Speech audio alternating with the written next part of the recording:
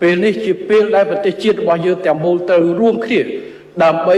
ត្រៀមលក្ខណៈការពារជាតិការពារបូរណភាពទឹកដីរបស់យើងជាពិសេសរួមគ្នានៅក្រោយកងទ័ពរបស់យើងដើម្បីការពារទឹកដីនេះគឺជាពេលវេលាដែលសមាជិកជាតិ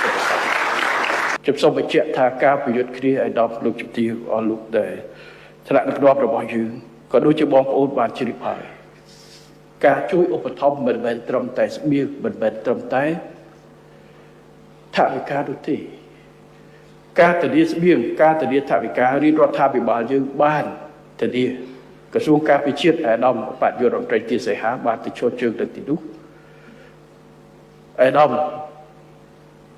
អិសរ៉ាត់អាដាមពីប្រធាននិងថ្នាក់ដឹកនាំរបស់ក្រសួងការពារជាតិខាងភស្តុភារខាងបច្ចេកទេសក៏បានធានាហើយយើងមិនឲ្យមានការខ្វះខាតសម្រាប់បងប្អូននោះទេប៉ុន្តែការជួយឧបត្ថម្ភគាំទ្របន្ថែមរបស់ប្រជាពលរដ្ឋយើងមិនត្រឹមតែជាស្បៀងជាសម្ភារៈប៉ុន្តែសំខាន់គឺជាការលើកទឹកចិត្តសំខាន់ណាស់សម្រាប់កងទ័ពរបស់យើងដែលដឹងថាប្រជាពលរដ្ឋយើងគ្រប់ទិសទី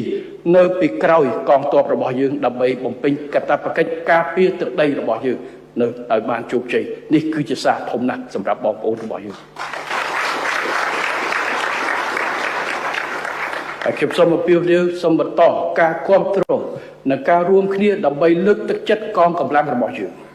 ហើយពេលជាមួយគ្នាក៏ខ្ញុំសូមអំពាវនាវសារជាថ្មីចំពោះបងប្អូនប្រជាពលរដ្ឋខ្មែរមួយចំនួនមិនទោះជាមាននិន្នាការណាក៏ដោយសូមកុំធ្វើសកម្មភាពណាដែលប៉ះពាល់ទៅដល់ទឹកចិត្តរបស់កម្ពុជារបស់យើងពេលនេះជាពេលដែលប្រទេសជាតិរបស់យើងទាំងមូលត្រូវរួមគ្នាដើម្បីត្រៀមលក្ខណៈការពារជាតិការពារបូរណភាពទឹកដីរបស់យើងជាពិសេសរួមគ្នានៅក្រោយកងទ័ពរបស់យើងដើម្បីការពារទឹកដីនេះគឺជាពេលវេលាដែលសមាជិកជាតិ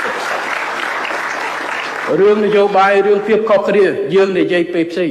ប៉ុន្តែនិយាយអ្វីដែលប៉ះពាល់ដល់ទឹកចិត្តនិងស្មារតីការពារទឹកចិត្តរបស់ទឹកដីរបស់បងប្អូនសូមលុបទៅបាទមិនមែនពេលចំណេញគេចំណេញនយោបាយផ្ទៃក្នុងប្រឆាំងគ្នាឯងនោះទេប៉ុន្តែជាការមូលមតិគ្នាមូលចិត្តមូលគំនិតរួមគ្នា